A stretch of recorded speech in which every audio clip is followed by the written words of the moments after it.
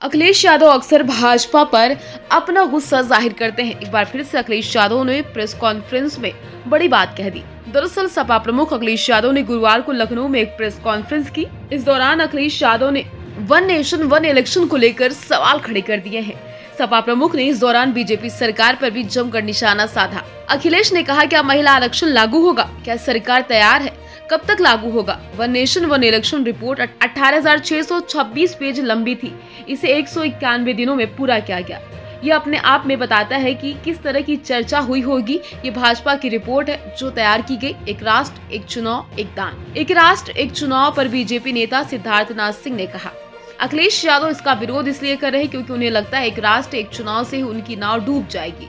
एक राष्ट्र एक चुनाव लागू होने के बाद वे सांप्रदायिक मुद्दे नहीं उठा पाएंगे। एक राष्ट्र एक चुनाव होने से विकास का एजेंडा होगा राज्य और देश।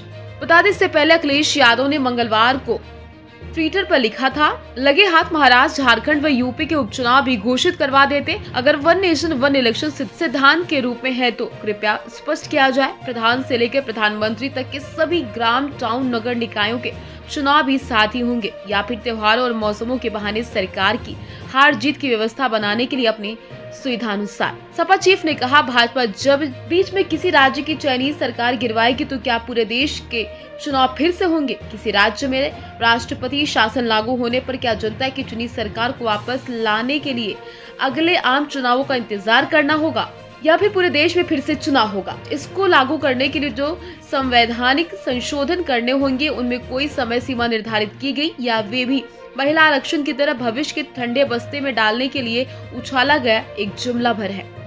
अखिलेश यादव ने पूछा कि कहीं ये योजना चुनावों का निजीकरण करके परिणाम बदलने की तो नहीं? ऐसी आशंका इसलिए जन्म ले रही क्योंकि कल को सरकार ये कहेगी इतने बड़े स्तर पर चुनाव कराने के लिए उसके पास मानवीय व अन्य जरूरी संसाधन ही नहीं, इसलिए हम चुनाव कराने का काम भी अपने लोगों को ठेके पर दे रहे। जनता का सुझाव है, भाजपा सबसे पहले अपनी पार्टी के अंदर जिले, नगर, राज्य, राष्ट्रीय स्तर पर तरह तरह के चुनावों को एक साथ करके दिखाए, फिर पूरे देश की बात करे। वहीं सपा प्रमुख ने तंज कसते हुए कहा, चलते चलते जनता ये भी पूछ रही है, आपके अपने राष्ट्रीय अध्यक्ष का चुनाव अब तक क्यों नहीं हो पा रहा? जबकि सुना तो ये ही गया है, वन पर्सन वन ओपिनियन ही चलती है। कहीं कमजोर हो चुकी भाजपा में अब 2% 2 ओपिनियन का झगड़ा तो नहीं?